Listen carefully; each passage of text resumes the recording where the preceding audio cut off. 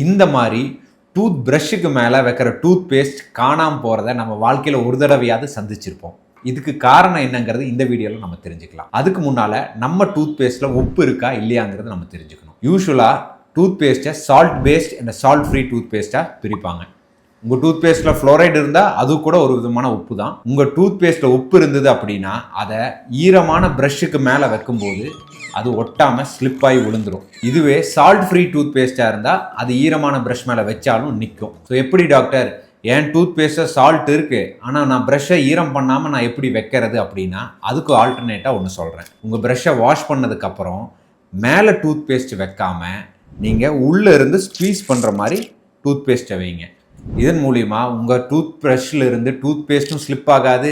அதே சமயத்தில் ப்ரஷ் பண்ணுற டைம் ஃபுல்லாக டூத் பேஸ்ட் கொஞ்சம் கொஞ்சமாக ரிலீஸ் ஆகும். இதை ட்ரை பண்ணி பாருங்கள்.